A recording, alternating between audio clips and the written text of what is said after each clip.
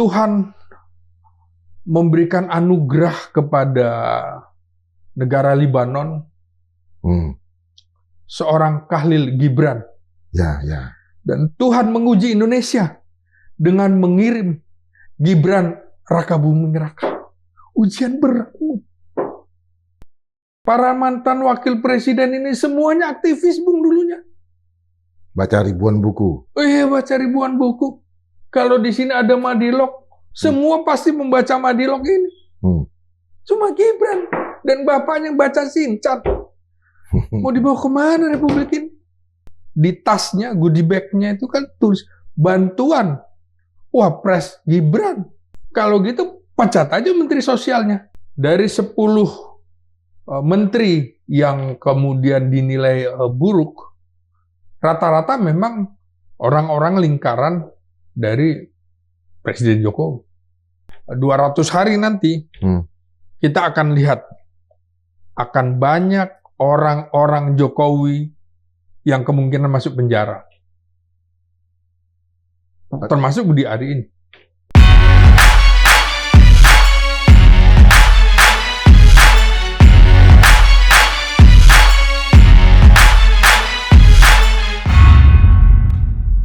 Sobat Madilog, 28 Januari 2025 itu adalah tepat 100 hari pemerintahan Prabowo Subianto dan Gibran Raka Buming Raka dalam menjalankan setelah dilantik ya.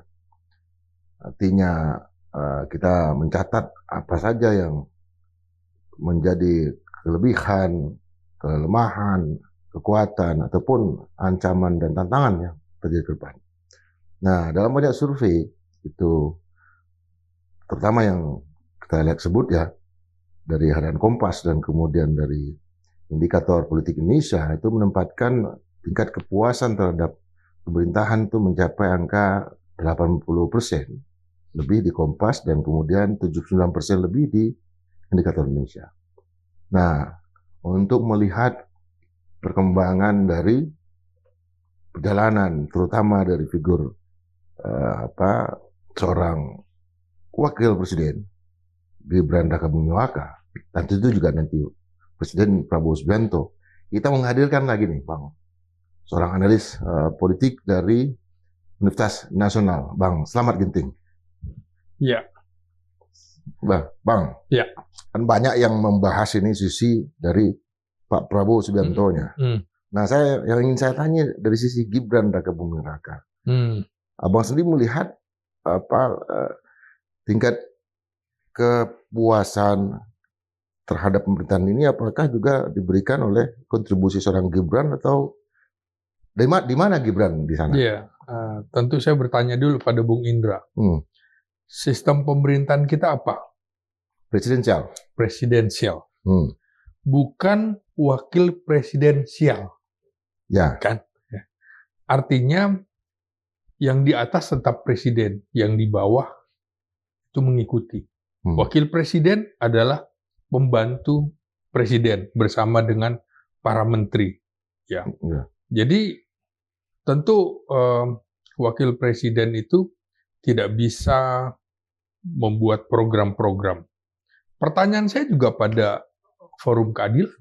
Coba kalau kita lihat gambarnya, di situ ada gambar presiden terbaru, Prabowo Subianto. Tapi di antara wakil presiden nggak ada tuh gambar Gibran. Belum. Ada apa dengan Forum Keadilan ini? Keadilan. Ya, iya. Ada apa? Nanti kita tanyakan. Ada apa? Gitu. Presiden baru ada. Ya. Gitu. Wakil presiden yang menjadi presiden, Habibie dan Megawati ada. Yang lain nggak ada tuh.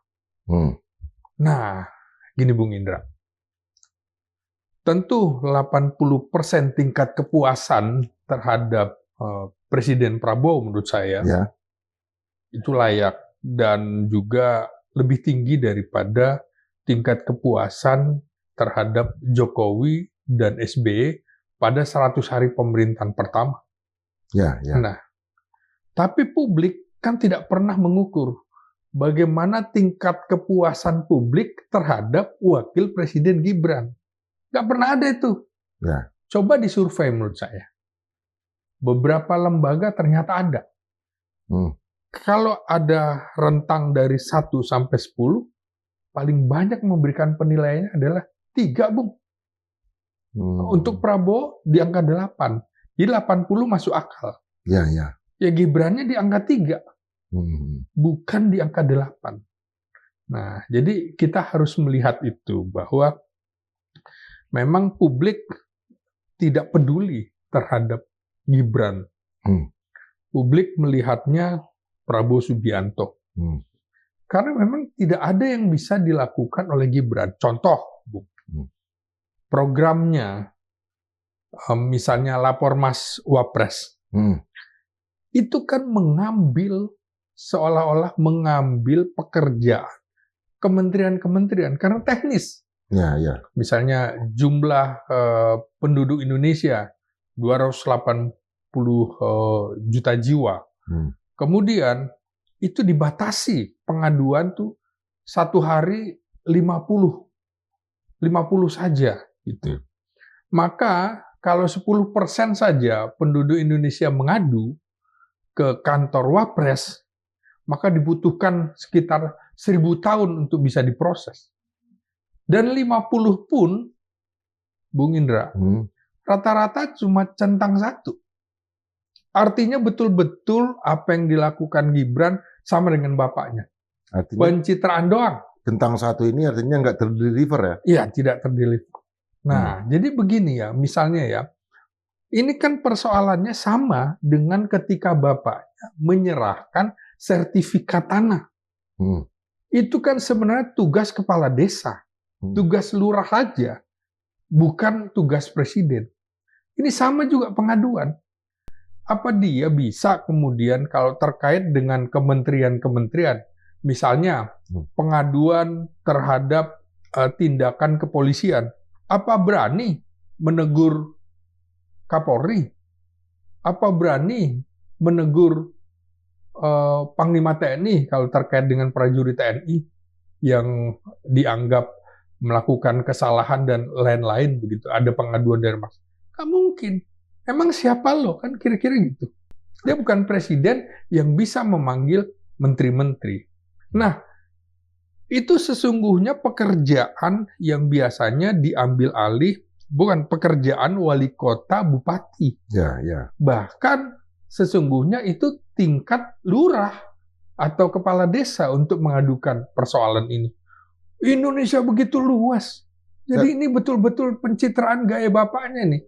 Dan terkesan ini juga menghakimi leader atau kepemimpinan di kementerian, badan dan lembaga yang lain ya. Persis. Artinya mengambil tugas mereka dan kemudian seolah-olah laporan dari rakyat ini yang menjadi bagian dari tugas orang-orang itu, badan-badan atau kementerian itu tidak terjadi dengan baik. Iya, contoh kan di awal-awal orang datang mengadu dan segala macam.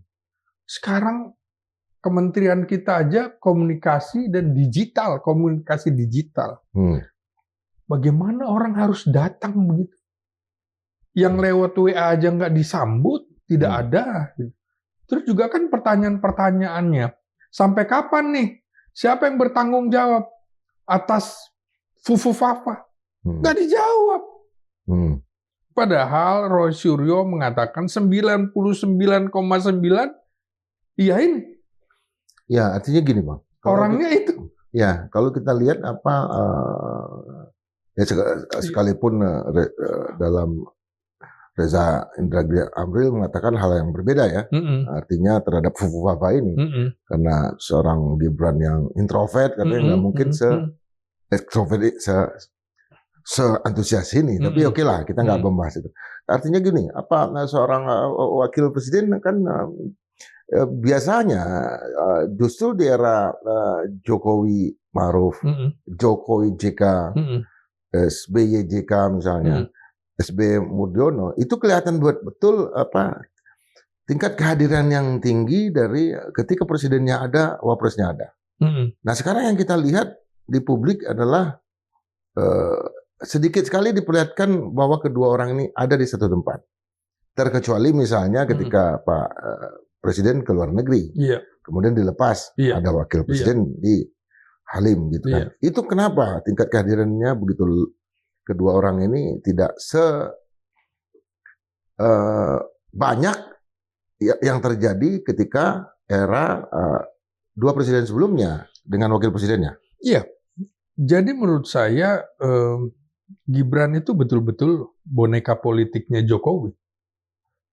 Jadi ini kelanjutan dari ambisi politiknya ingin 3 periode. Jadi lewat Gibran. Kalau kita lihat sesungguhnya, Bung, Gibran itu tidak ada ambisi kok. Jangankan jadi wapres, jadi wali kota juga enggak. Sama dengan Bobi Nasution. Sama dengan adiknya Kaesang jadi ketua umum partai PSI. Jadi nggak ada tanda-tanda ambisi anak-anak itu semuanya. Ini ambisi bapaknya. Jadi yang harus kita bedah juga ini isi kepala bapaknya. Kok bisa gitu loh. Anak-anak yang memang belum waktunya, kemudian dipaksa. Kita lihat juga, Bung. Yeah. Cara-caranya betul-betul kok. Cara bapaknya misalnya bansos. Ya. Yeah. Leading sektor bantuan sosial itu di Kementerian apa? Kementerian Sosial. Kementerian Sosial kan. Tapi ini lihat sekarang. Banyak banjir nih. Sebelumnya November. Oke lah, kalau secara simbolis dia kasih bantuan 2 atau 3. Ini dia bantu semuanya. Dia serahkan itu semua. Kalau gitu, pecat aja Menteri Sosialnya. Jadi aja dia Menteri Sosial. Ya kan? Begitu. Belum lagi kemudian di tasnya, goodie bag-nya itu kan tulis bantuan Wapres Gibran. Itu. Artinya ini kan sejak awal justru diberi panggung. Artinya tidak ada yang dilanggar sebetulnya. Seperti pembelaan terhadap bansosnya Pak Presiden dulu. Itu tidak ada yang dilanggar. Panggungnya diberikan. Iya, saya kira itu kan tidak etis secara politik. Karena dananya juga dari APBN.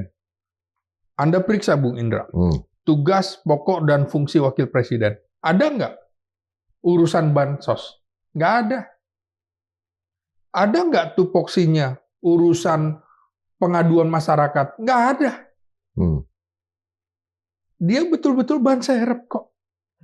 Tapi kelihatannya gerakannya ini, itu dia sedang melakukan kampanye terselubung dari awal. Tidak ada dalam politik itu kebetulan. Itu skenario semuanya.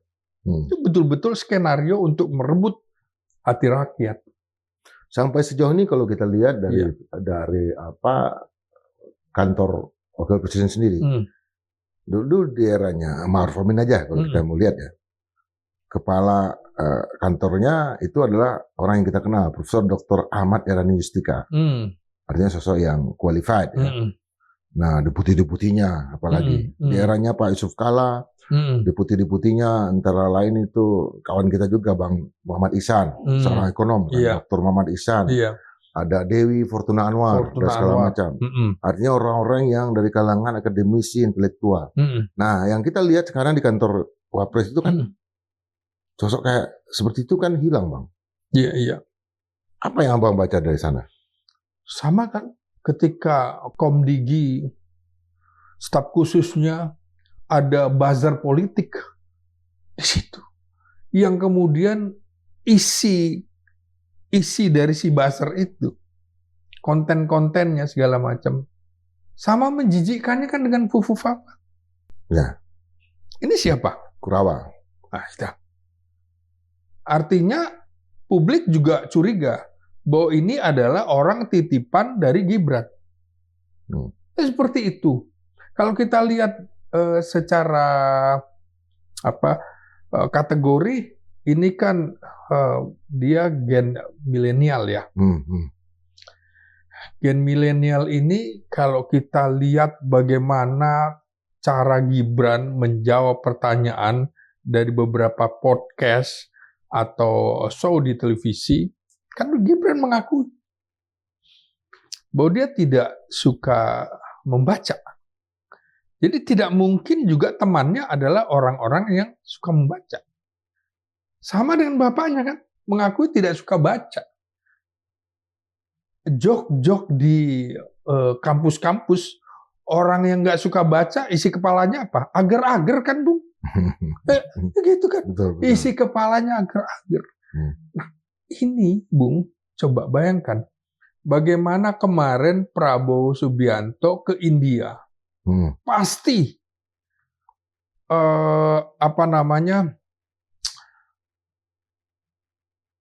dia selalu masuk ke perpustakaan cari buku. Ya. Itu menunjukkan kapasitas orang haus akan ilmu. Kan ini enggak. Dalam sejarah 14 Wapres baru sekali ini kita dapat Wapres yang tidak ada buku. Jadi, Bung, Tuhan memberikan anugerah kepada negara Libanon seorang Khalil Gibran. Ya. Dan Tuhan menguji Indonesia dengan mengirim Gibran Raka Buming Raka. Ujian berat. Nggak ada puisi dari kantor Wapres ya? Nggak ada. Nah. Jauh bumi dengan langit. Artinya apa yang harus kita berikan ini kepada wakil presiden yang seperti ini? Oh, saya kira sebaiknya mengundurkan diri aja, Bung. Nggak memunculkan krisis politik ya? Bung, bayangkan boneka yang diciptakan Jokowi ini ya, itu sekaligus memenggal kesempatan publik, kesempatan orang-orang yang memang ingin menjadi pemimpin secara organik. Misalnya Bung Indra, melalui tahapan di partai politik, menjadi aktivis mahasiswa, semua ini. Para mantan wakil presiden ini semuanya aktivis, Bung, dulunya. Baca ribuan buku. Oh iya, baca ribuan buku. Kalau di sini ada Madilog, semua pasti membaca Madilog ini. Cuma Gibran dan bapaknya baca Sincat. Mau dibawa kemana Republik ini? Iya, Bang. Tapi kalau dalam ranah yang kita mau coba lihat lagi adalah kehadiran Gibran ini cukup memberikan apresiasi yang paling maksimal itu dukungan dari kalangan generasi Z ini terhadap yang paling besar mendukung pemerintahan ini sekarang yang puas itu adalah generasi Z. Apa ada kontribusi dari Gibran?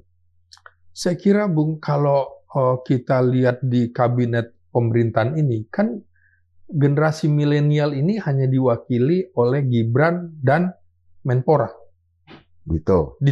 Tapi ada yang lain juga, ada Roro, ada lumayan juga lah. Iya. Anaknya Bang Zulkifli Hasan. Ya, ada beberapa. Iya, artinya ini kan sebenarnya kesepian. Iya.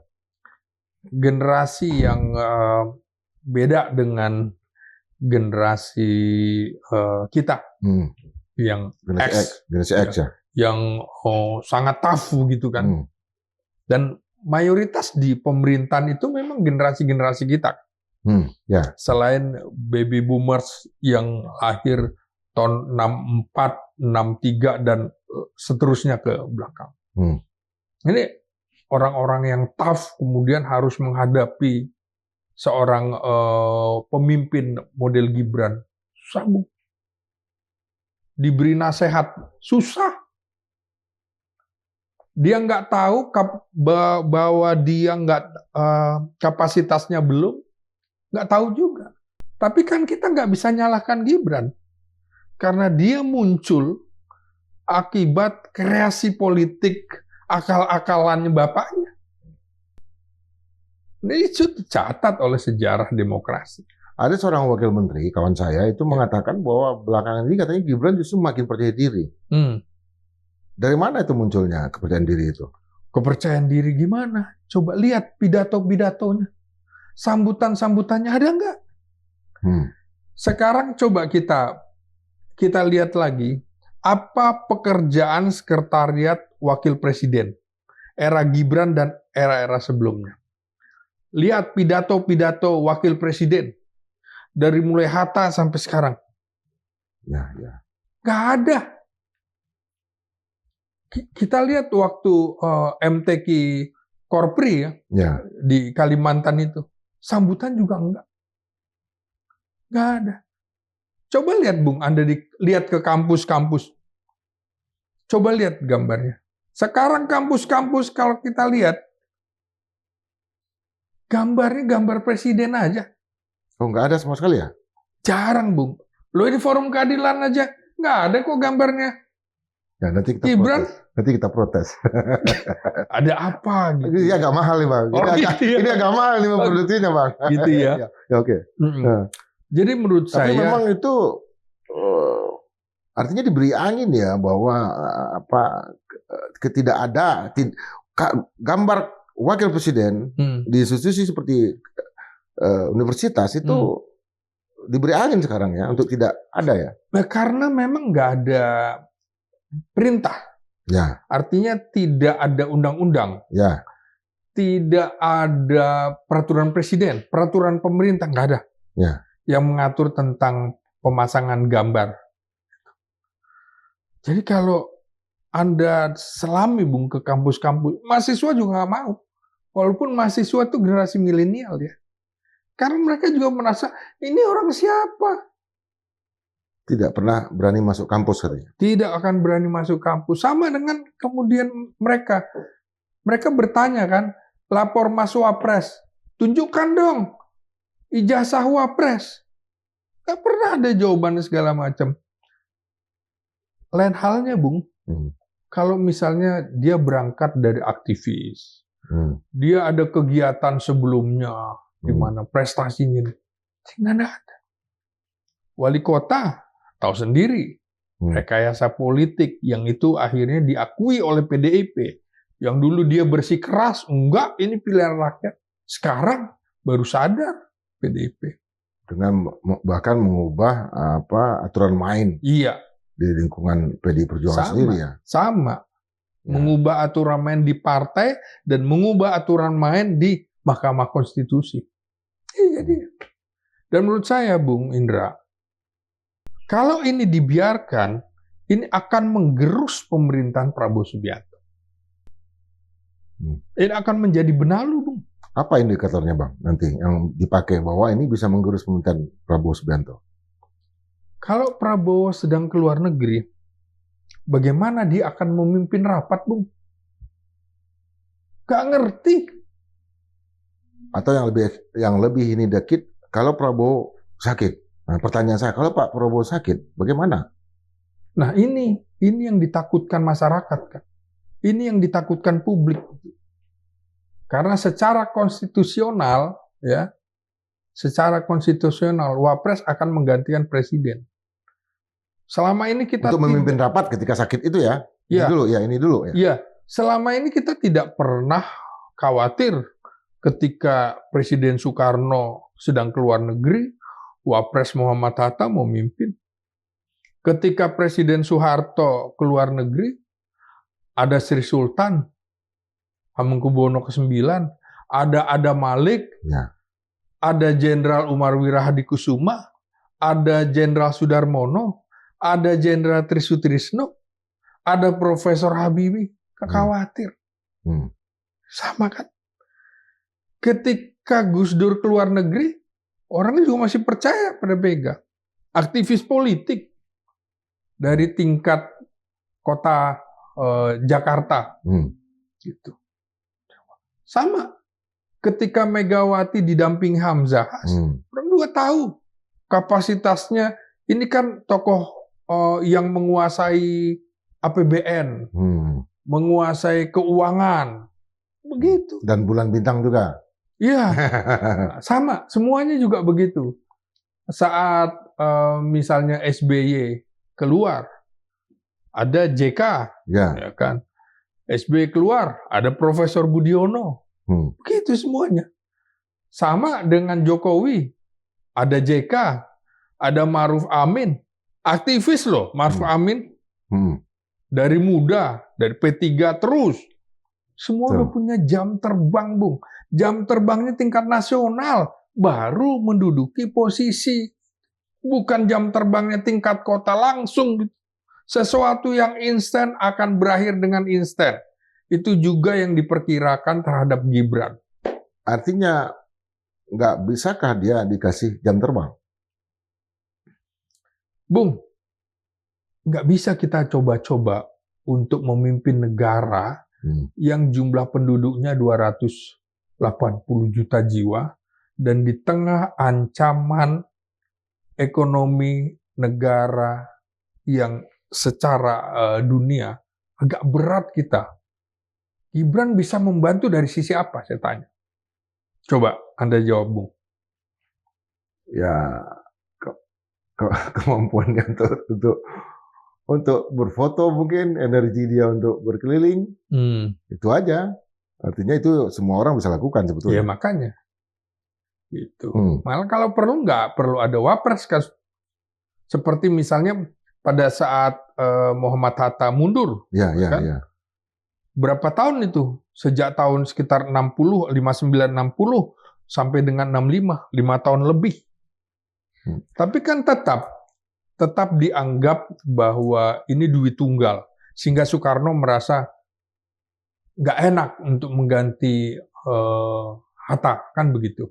Tapi yang ini. Oke, kita geser sedikit, Bang. Ini tanggung jawab politik terbesar terhadap kehadiran seorang Gibran ini kita kasih ke siapa untuk memperbaiki atau mengambil keputusan? Ya, saya kira menurut saya keluarga Jokowi seharusnya tobatan nasuha secara politik untuk kemudian meminta Gibran mundur, Bung. Itu akan dikenang dalam sejarah Republik ini. Wakil Presiden mundur karena memang tidak mampu. Kalau tidak, Bung, ini akan mengganggu stabilitas politik. Jadi, menurut saya, Jokowi itu nggak boleh diberi kesempatan. Begitu dia diberi kesempatan, Gibran dikasih kesempatan, langsung.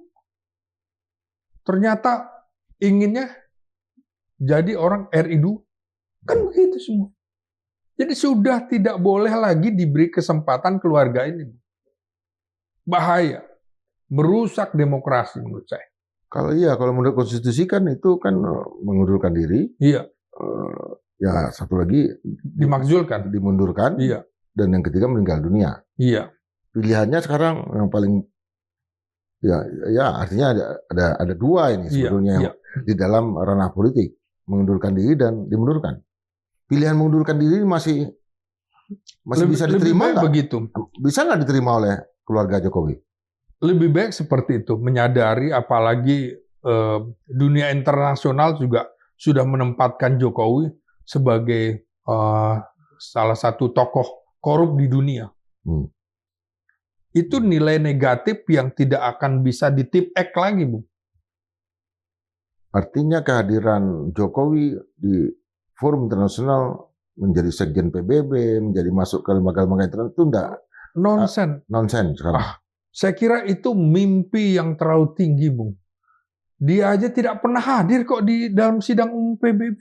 Presiden Indonesia nyaris semuanya pernah hadir kok, kecuali Jokowi. Terus mimpi mau jadi sekjen PBB. Kalau SBY bermimpi jadi itu, enggak apa-apa bisa. Prabowo, oke, masuk akal. Habibie, masuk akal. Gus Dur segala macam ya, mereka adalah orang-orang yang punya nama di dunia internasional ya. Iya. Budiono bahkan ya, Pak JK juga ya.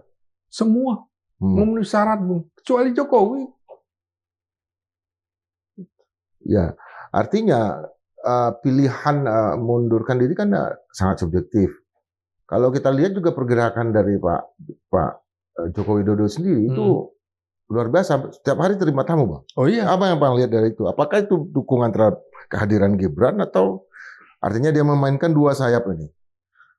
Bahwa orang mungkin nggak ingat bahwa Gibran adalah seorang wakil presiden, tapi orang ingat bahwa ini adalah mantan presiden. Bung, ini berarti kita membahas 100 hari pasca Jokowi tidak jadi presiden, ya, itu kan 100 maksudnya hari kan? tidak. Gimana 100 hari Jokowi ini setelah tidak jadi presiden. Iya. Kemarin ya, bagaimana orang datang, dia open house di rumahnya.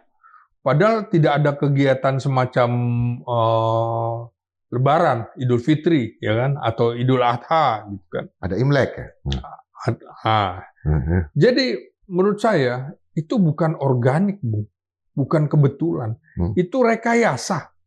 Artinya dia sudah bukan non organik tapi organik ya. Iya, iya. Bukan non organik tapi ini organik. Artinya ini kombatan memang, ini. Ya. Jadi memang ini direkayasa. Ya. Politik kan tidak ada yang kebetulan. Rekayasa supaya datang. Supaya dia tetap menjadi pusat pemberitaan. Ini tidak move on. Bahwa dia bukan presiden lagi. Tentu ini dia akan melihat supaya membackup Gibran. Jadi jangan melihat Gibrannya, tapi Gibran bin Jokowi itu. Sesungguhnya Jokowi yang duduk di posisi itu. Ambisinya untuk 3 periode ada di situ, Bu. Dan kabarnya kemarin juga informasinya ada Budi Aristiadi yang datang. Iya. Tetap datang ke Solo. Ya, selamat datang. Separuh kakinya udah di penjara, Bu. Jadi saya kira di dalam pemerintahan Prabowo Subianto, terutama 2 kali 100 hari ya, artinya 200 hari nanti, kita akan lihat akan banyak orang-orang Jokowi yang kemungkinan masuk penjara. Termasuk Budi Ari ini. Tersangka juga. Oh iya, kan sudah diperiksa dan segala macam. Kita akan lihat nanti. Jangan-jangan itu tadi, mengadu kan. Ini kan juga memperburuk situasi di pemerintahan. Oh, ada loyalis ganda. Loyalitasnya kepada presiden yang lama. Kesempatan menurut saya pada Prabowo. Lebih baik nonaktifkan dia. Atau jangan tanggung-tanggung. Reshuffle. Anda tadi bicara survei, Bu. Dari 10 menteri yang kemudian dinilai buruk, rata-rata memang orang-orang lingkaran dari Presiden Jokowi. Ya. Manajemen komunikasi publiknya buruk, Bu. Bisa dilihat. Jangan-jangan seperti Bung Indra, jangan-jangan nangis itu. Budi Ari mengadu kepada Jokowi kan. Ya, kalau saya sih bacanya akun-akun anonim. Tapi akun-akun anonim ada 2 kategori bagi saya. Ada akun anonim yang benar-benar buzzer, ada akun anonim itu benar-benar intel. Saya harus membaca dulu. Mereka menyampaikan informasi atau sebaliknya. Tetapi apa artinya dengan Jokowi tetap menjadi sentrum di sisi lain? Itu Abang melihat dalam 100 hari apakah makin naik ininya pamornya atau menurun? Saya kira dengan sendirinya secara alamiah itu akan turun, Bu. Karena akan turun, maka dia bikin aktivitas-aktivitas terus. Misalnya touring, sepeda motor dan segala macam. Dan nggak main-main ya? Iya. Sepeda motor yang dipakai juga nggak main-main. Iya. Mahal ya? Iya. Dan yang touring juga kelompoknya dari banyak juga. Coba. Dari Jakarta katanya. Iya. Contoh Pak Harto begitu selesai, udah. Presiden Soekarno, kurang besar apa? Selesai.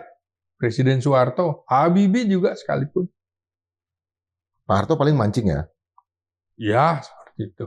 Yang dulu Pak SBY juga melukis ya? Nyanyi, begitu-gitu kan?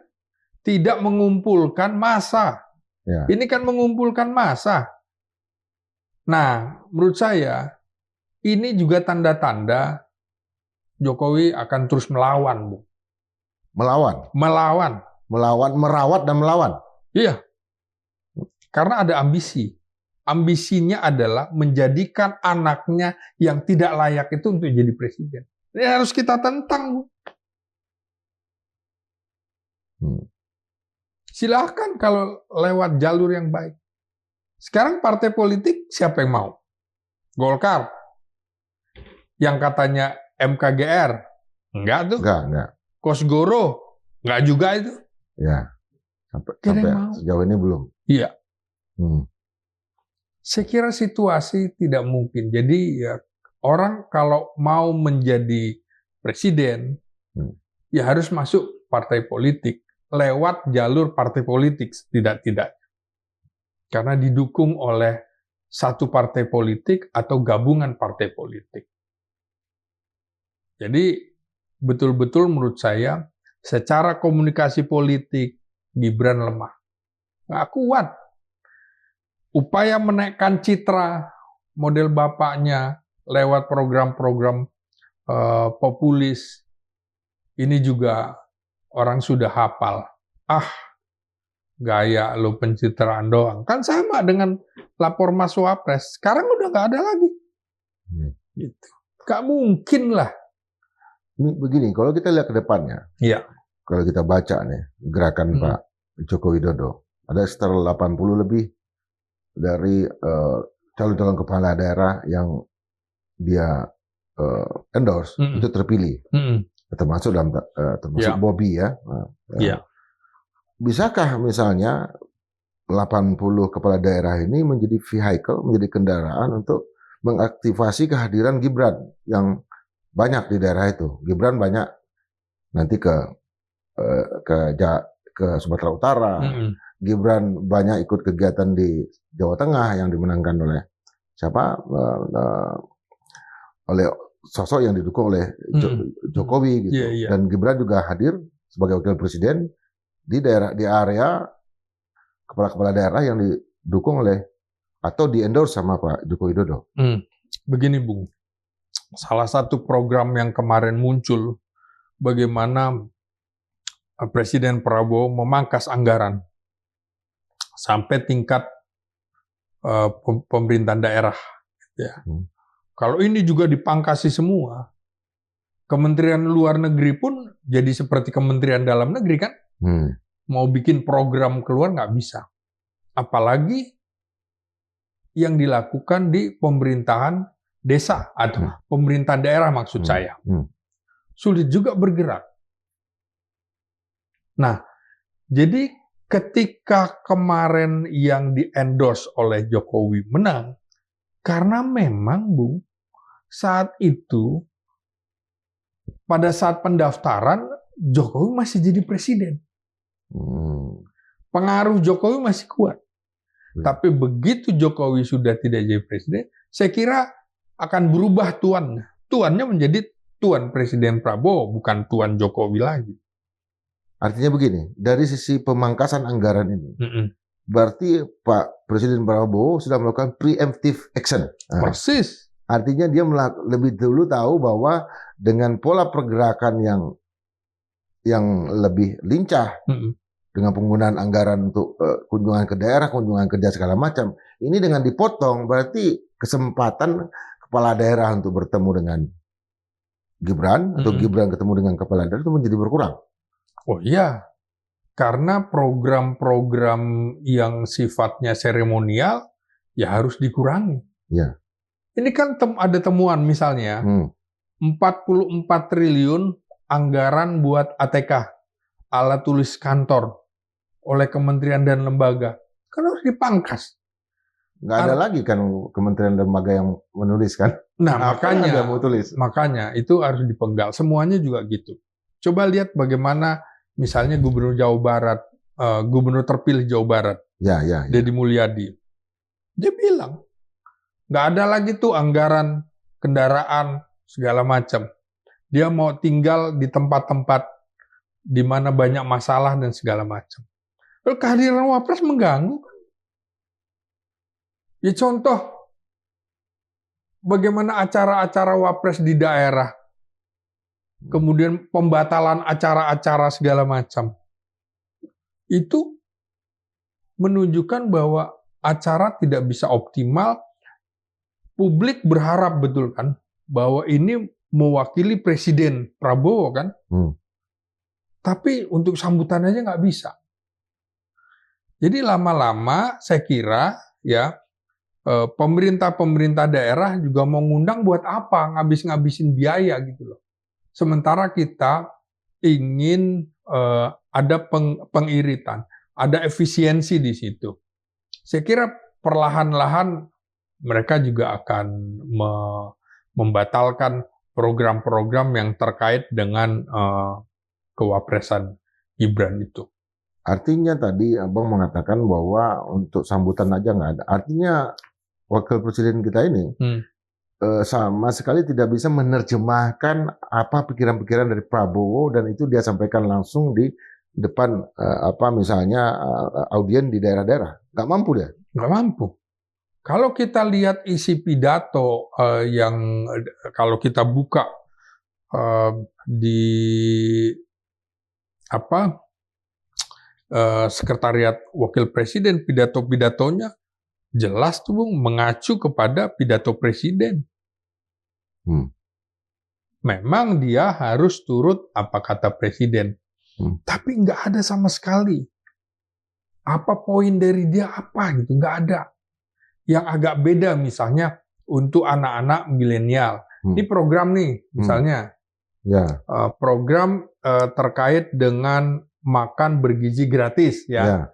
Itu kan SMA ke bawah. Nah, misalnya dia bicara, untuk mahasiswa, mohon maaf belum ada, kita satu generasi, tapi belum ada. Itu aja dia nggak mampu menyerap untuk mengatakan hal seperti itu, nggak sanggup. Atau orang bisa bicara, Bung, karena ada isinya kan. Karena banyak membaca, maka bisa speak up. Nah, kalau nggak bisa, isinya apa gitu loh. Coba apa yang dikemukakan Roy Suryo misalnya, Reza Indragiri misalnya. Apa sih anak-anak milenial ini orang yang ingin tahu banget kan? Nah, seharusnya itu ilmunya begitu berlebihan. Tapi apa yang di-browsing oleh Gibran itu? Seks. Iya, seperti itu. Isi kepalanya maka dikeluarkan. Mirip dengan apa yang muncul di Fufu Fafa. Yang begitu. Mau kita teruskan menjadi pemimpin bangsa. Saya kira nggak tahu diri, menurut saya.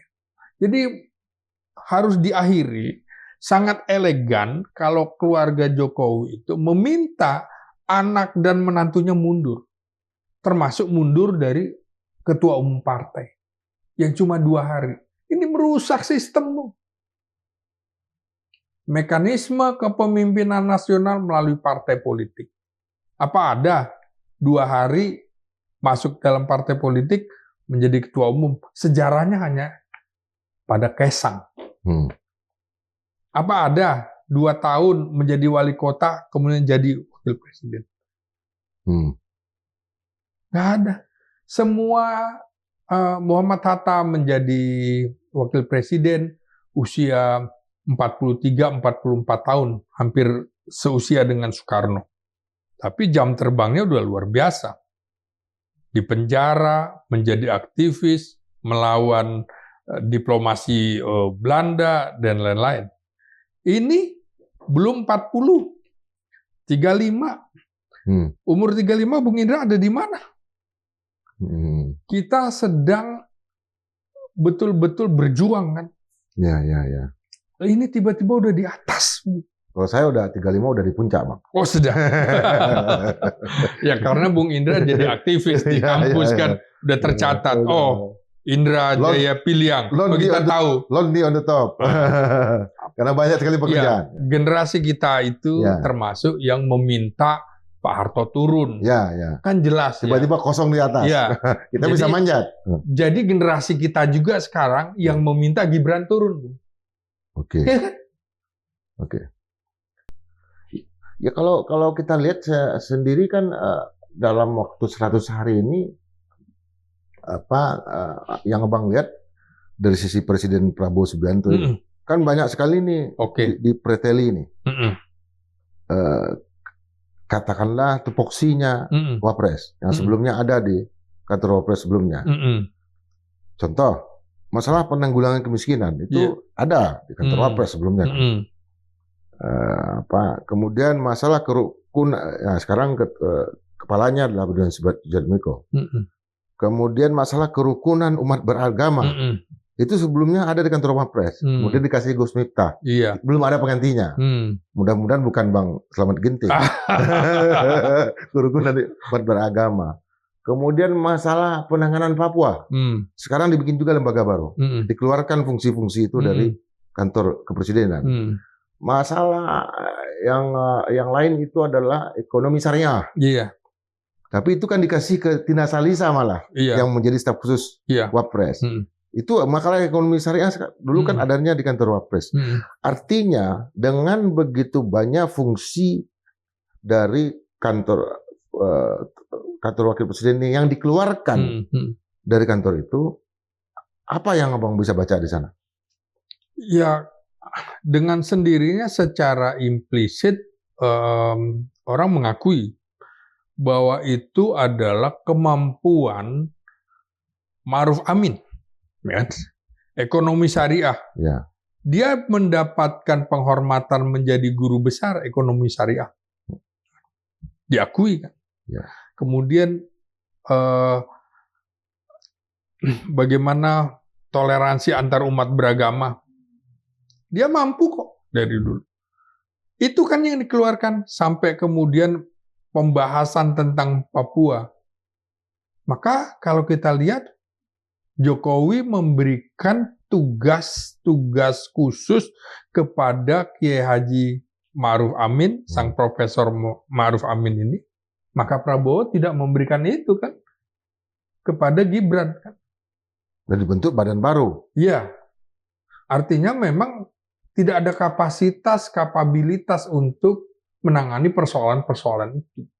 Makanya dalam beberapa podcast kan saya juga mengatakan, ini pasti tugasnya terkait dengan tugas-tugas seremonial. Gunting pita, pukul gong, pecahkan kendi, lempar burung ke udara, balon ke udara, apalagi star olahraga, segala macam. Cuma itu. Dan negara itu harus membayar mahal orang seperti ini. Katanya kita ingin efisiensi. Yang terbaru itu kan adalah pernyataan akan diberikannya amnesti terhadap para pelaku kriminal yang berasal dari KKB atau dari OPM oleh Presiden Prabowo Subianto. Artinya kalau fungsi masalah Papua ini masih ada di kantor Wapres, mestinya pernyataan itu muncul dari wakil presiden, bukan dari presiden kan?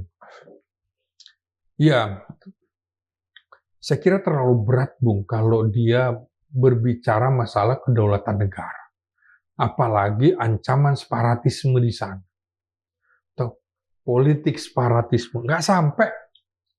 Makanya diambil alih oleh yang lain. Jadi sesungguhnya RI2 ini siapa? Kalau ada RI2, jangan-jangan ada RI 1,5 ini, Bu. Karena kalau kita lihat RI2-nya seperti ini. Ada RI 1/4, RI 1,5, RI 3/4. RI2-nya nggak terpakai. Jadi kalau dulu Bung Indra turut menjadi bagian yang meminta Pak Harto turun, saya kira generasi-generasi kita sekarang juga sedang berpikir meminta Jokowi dan keluarganya turun dari panggung politik. Secara damai dan beradab. Secara damai. Kalau tidak, akan ada gelombang massa dan ini mengerikan. Karena kita belum melihat krisis ya di pemerintahan ini ya. Kalau terjadi krisis, saya mau lihat ya Pak. Apabila terjadi krisis ini, dan tidak mungkin tidak ada krisis. Dalam satu pemerintahan 5 tahun kan. Itu titik serangnya, salah satu titik lemahnya berarti kantor wakil presiden. Iya, Bung. Pencanangan pertumbuhan ekonomi yang dikemukakan oleh Prabowo 8%, menurut saya sangat-sangat ambisius dan sulit tercapai. Ya. Dalam sejarah reformasi, pertumbuhan ekonomi tertinggi adalah 6,3% di era SBY, Presiden SBY tahun 2007. Jokowi yang katanya pertumbuhan ekonomi targetnya meroket, nyungsep Bung. Di 5% tidak naik-naik. Target 7% nggak bisa. Nah, Bank Dunia, Bank Asia, Organisasi Moneter Internasional juga memperkirakan Indonesia paling tinggi hanya bisa mencapai 5,2 atau 5,3%. Oke? Sekarang ada Presiden Donald Trump yang menggertak Indonesia juga karena Indonesia masuk aliansi global BRICS. Itu juga bisa menyulitkan posisi Indonesia dari sisi ekonomi. Ini kan pemain saham dunia ini, Bung. Ya, betul. Nah, dampak dari PR buruknya pemerintahan Jokowi sekarang masih terasa, Bung. Contoh deflasi ekonomi sampai selama 5 bulan dari Mei sampai September 2024 di ujung pemerintahan Jokowi mengakibatkan 80.000 orang kehilangan lapangan kerja karena Jokowi tidak mampu membendung barang-barang impor dari luar. Ya. Prabowo kena getahnya. Termasuk singkong sekarang. Termasuk singkong. Semua sampai urusan sepatu nih Bung kan impor. Ya, sepatu sejak dulu. Iya. Tapi singkong. Iya. Kita produsen singkong. Iya. Jadi menurut saya kemarahannya nantinya akan dicurahkan kepada Jokowi. Ini gara-gara lo 10 tahun. Artinya itu akan mengarah ke kantor Wapres juga. Loh iya, simbol. Karena orang melihatnya, oh Jokowi 3 periode ini diwakilinya ini. Karena dia tidak bisa, nah ambisinya apapun caranya dilakukan, masih bagian dari keluarganya, ada di kantor, di istana presiden, kepresidenan. Ya. Termasuk Wapres kan bagian dari istana kepresidenan.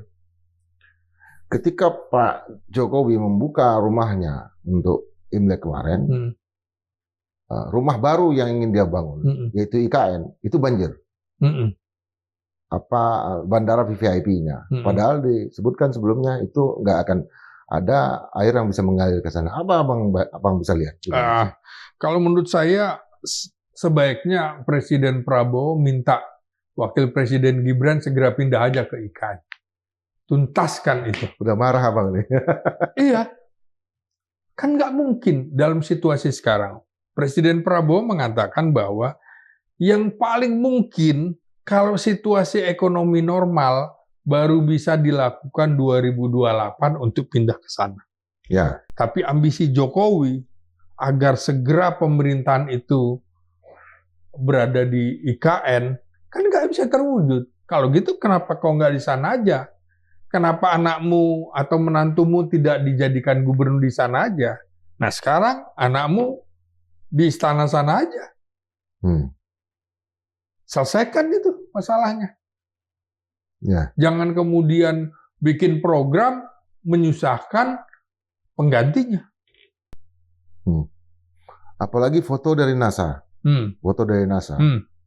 Memperlihatkan betapa rusaknya. Ya. Bukan hanya rusak. Ya. Hutan yang ada di sekitar IKN, tapi habis. Alih fungsinya ya. Ya, hutannya habis. Ya, dari hijau menjadi kuning. Dan itu foto-foto satelit. Artinya udah ada yang dihancurkan di sini. Itu masa depan. Apa yang abang mau katakan terhadap itu di sisi artinya bukan hanya orang yang ditaruh oleh Pak Jokowi dalam hal ini Wakil Presiden Gibran, tetapi juga kebijakan yang dia lakukan yang juga ugal-ugalan ini Bang. Ya, Indonesia selalu disorot dalam 3 kata, singkatan DHL, demokratisasi, hak asasi manusia, dan lingkungan hidup. Maka hancur. Jokowi menghancurkan demokrasi dan demokratisasi di Indonesia. Serta HAM ya? Iya. Karena banyak sekali kelompok-kelompok adat yang dizalimi, ditangkap, ditembak ya? Iya. dan juga lingkungan hidup. Kembali lagi, Bung, Indonesia jadi sorotan lagi. Sama dulu yang dikritik oleh negara-negara Barat terhadap Presiden Soeharto, DHL kan, demokrasi tegakkan, mana demokrasi Indonesia?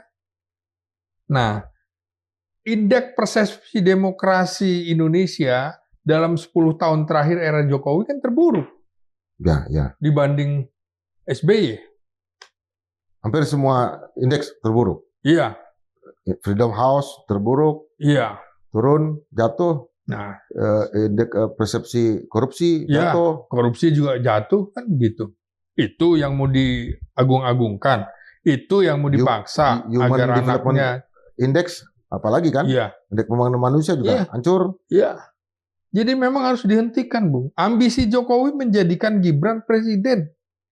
Makanya seperti saya bilang tadi, Tuhan menganugerahi Libanon dengan Khalil Gibran.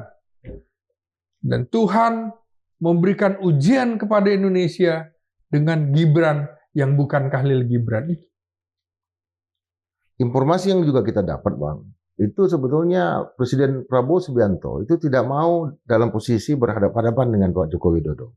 Apalagi dalam menyangkut masalah Gibran itu. Apa yang Abang baca dari sana? Ya, ini, karena bisa mengendalikan ya? Iya, pengaruhnya kan masih ada. Presiden Prabowo belum sepenuhnya leluasa menata organisasi pemerintahan. Karena masih ada orang-orang Jokowi juga.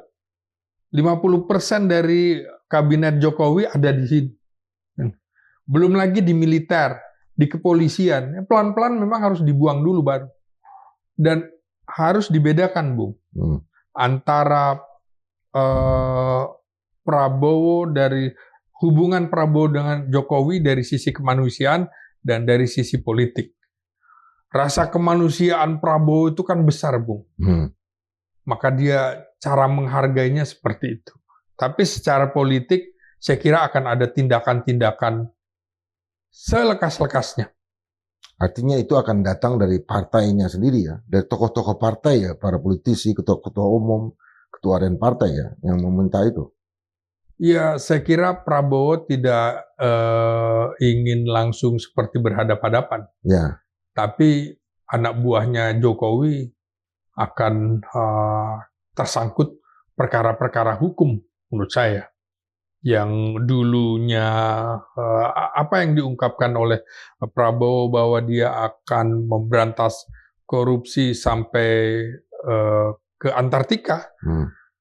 Saya kira juga itu indikasi bahwa Budi Ari ketakutan, makanya kemarin bertemu dengan Jokowi.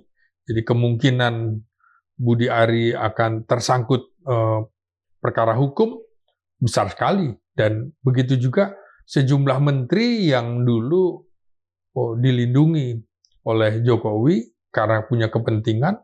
Perlahan-lahan menurut saya menteri-menteri itu akan direshuffle pada saatnya. Entah itu menunggu 200 hari atau sebelumnya. Oke, Bang. Ya. Sobat Marilog, kita mempunyai wakil-wakil presiden yang luar biasa. Sebetulnya wakil presiden ini kelasnya bukan kelas satria, tetapi adalah brahmana. Mereka para pemikir, mereka para intelektual, mereka juga sosok-sosok yang sunyi sebetulnya kehidupannya, punya kemampuan yang sangat spesifik. Kita lihat dari awal, dari Hatta, Adam Malik, Sultan Hamengkubuwono, dan seterusnya, sampai ke Pak Budiono dan Pak Ma'ruf Amin. Namun kita hari ini kehadiran seorang wakil presiden, Gibran Rakabuming Raka, yang mungkin karena perbedaan generasi, dengan generasi X ini, sulit kita memahami apa yang dia kerjakan, apa yang dia pikirkan, apa yang dia mimpikan, sehingga memunculkan kritisisme seperti ini. Tapi kita juga tunggu, kalau memang Pak Gibran Rakabuming Raka mau hadir di Madilog, kita juga akan sediakan tempat panggung gitu untuk berdialog di sini. Karena bagaimanapun persoalan-persoalan seperti ini harus dibawa ke meja kepentingan para netizen semua. Sampai berjumpa dalam episode berikutnya. Tetap berpikir merdeka 100%. Makasih Bung Indra. Terima kasih.